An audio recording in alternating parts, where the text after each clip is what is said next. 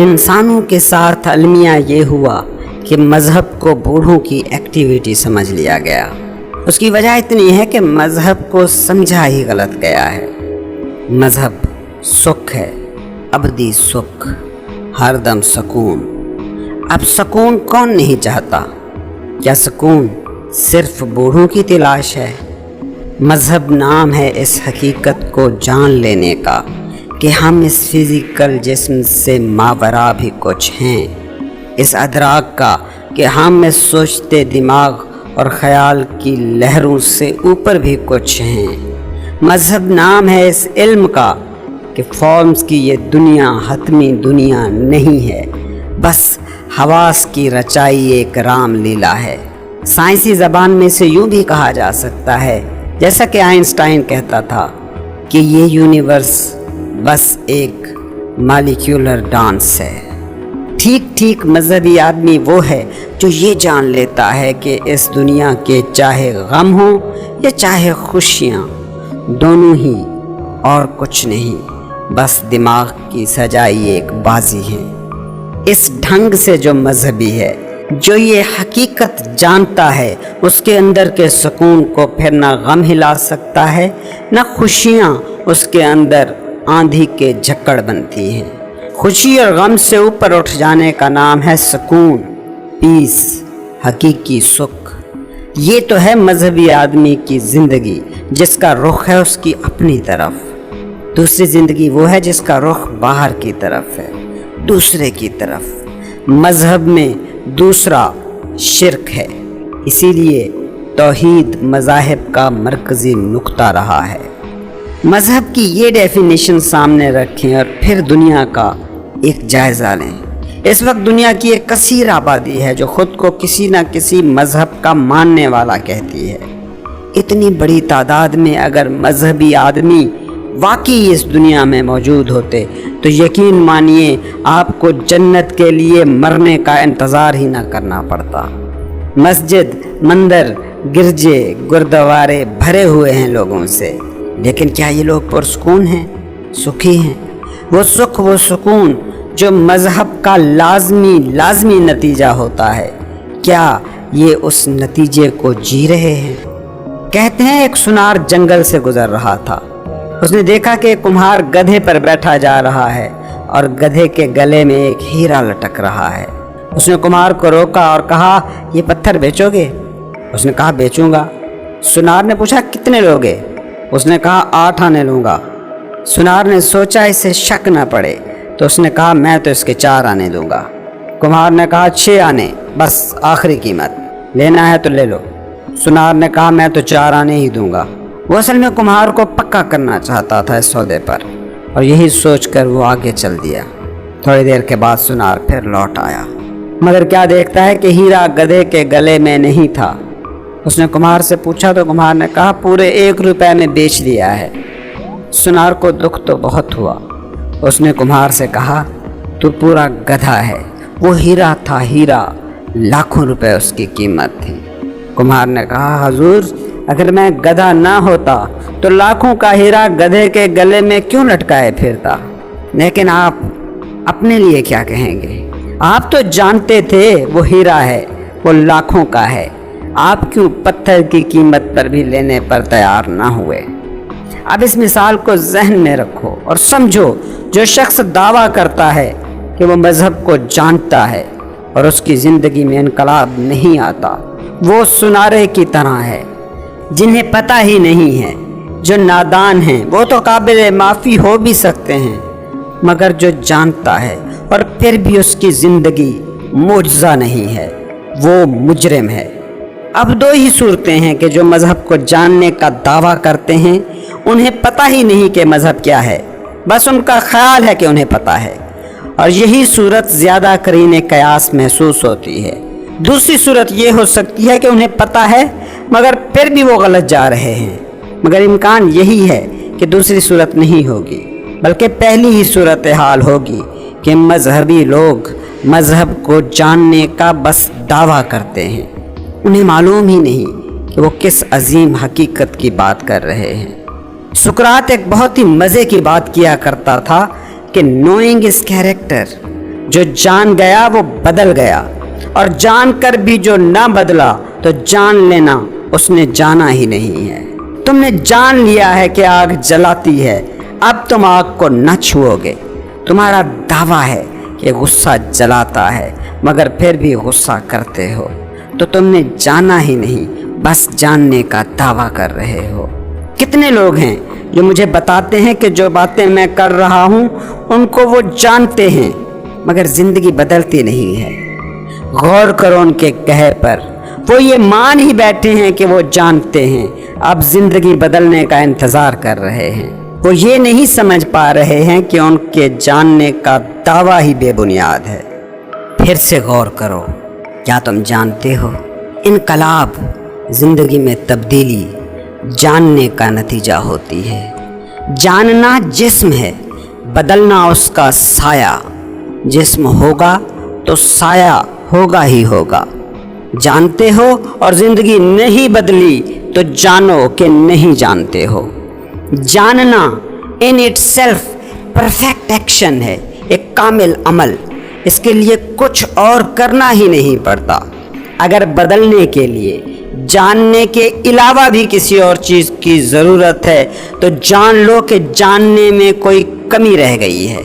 یہ جو بدلنے کے لیے کچھ اور کرنے کا کشٹ ہے، یہ اور کچھ نہیں، یہ بس جاننے کی اس کمی کو پورا کرنے کی تمہاری ایک ناکام کوشش ہے۔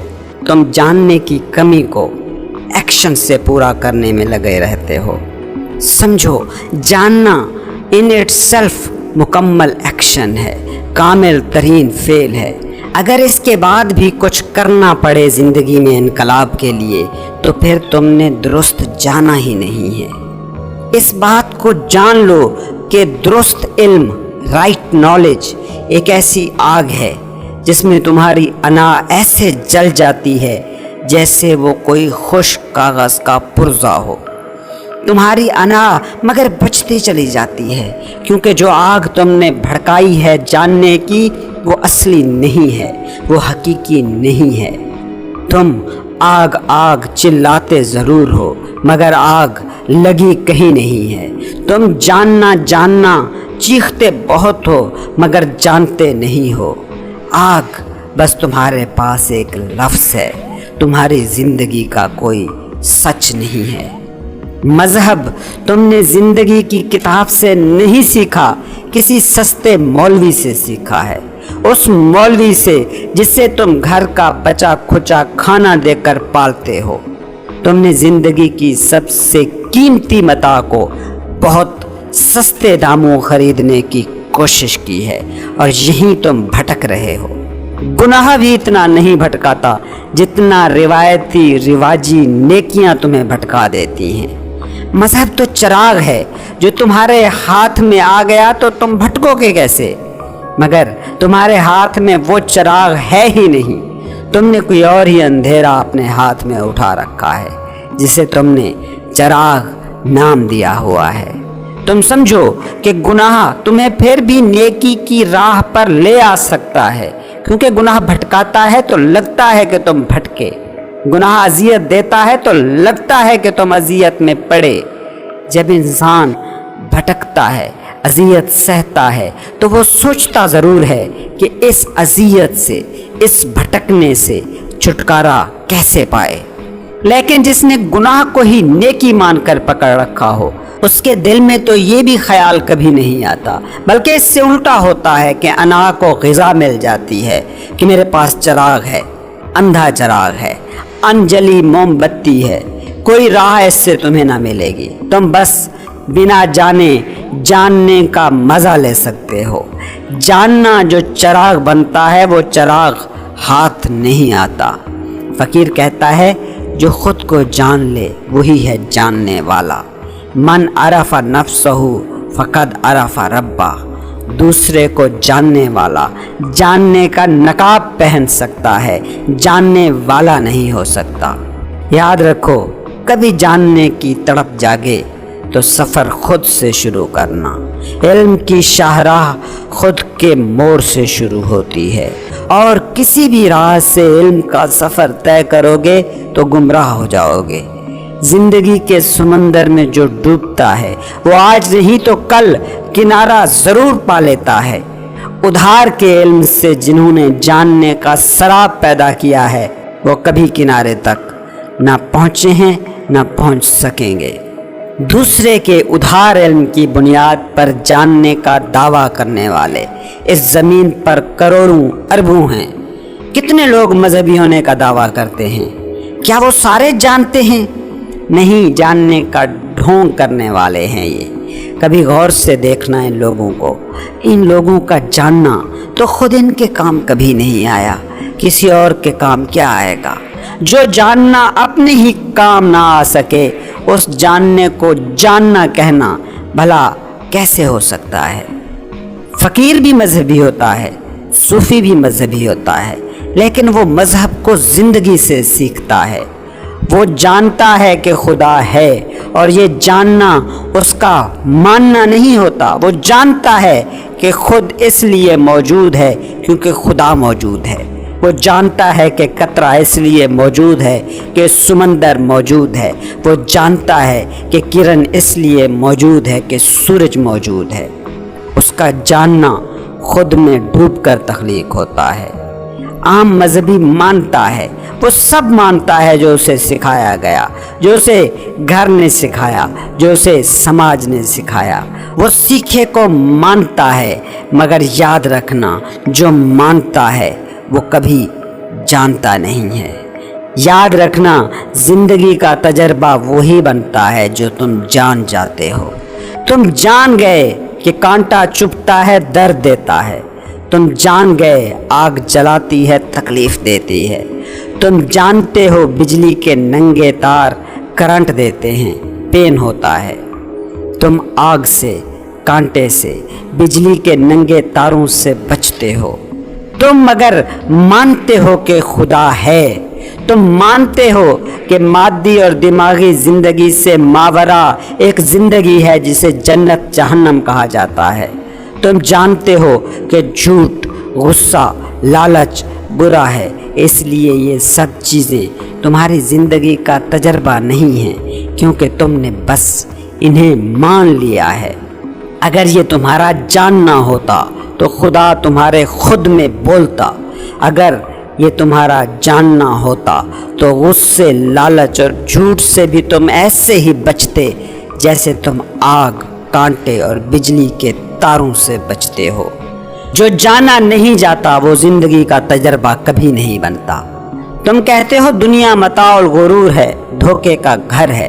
फिर अपनी ज़िंदगी को देखो और बताओ, क्या ये दुनिया मिट्टी हो गई है?